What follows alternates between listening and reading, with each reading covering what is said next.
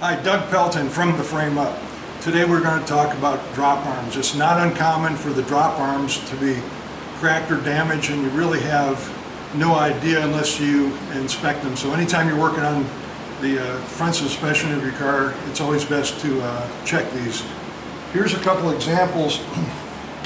Here's one drop arm that looks a little odd, and as it turns out, this was in a car wreck, and you can see how it's been actually bent, and so that's obviously not serviceable. And here is a drop arm that we had magnafluxed, and it is cracked right through each side, and looking closely with your eye you can barely see a crack. So if you inspect it with your eye and you think it's okay, be careful, because in fact it may not be okay. So this is a no-go item. Now there's three different options for drop arms for you, and I'll show you the difference. The early TCs had a drop arm that was a little narrower. It was cut back, and this area is a weak link where it was not uncommon for it to break here.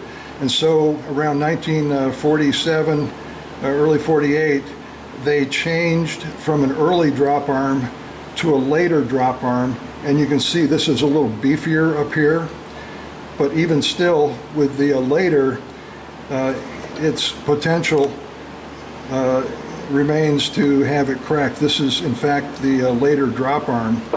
So the important thing to remember is be aware of what kind of drop arm you have on your car.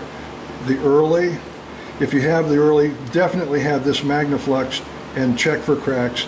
The later is the preferred, and then if neither of those are good, or if you're doing a lot of driving with your car, or your driving areas may be rough roads or something, you may even consider this is our replacement drop arm, which is beefier, and this item is milled out of a solid billet.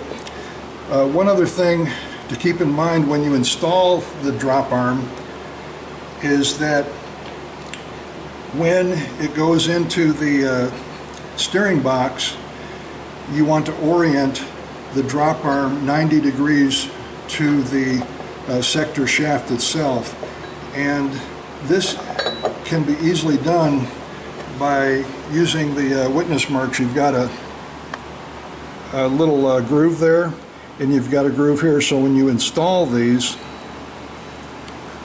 move them around here so the lighting's a little bit better, you want to install those so those are aligned, and by having them aligned you can see that the orientation is 90 degrees.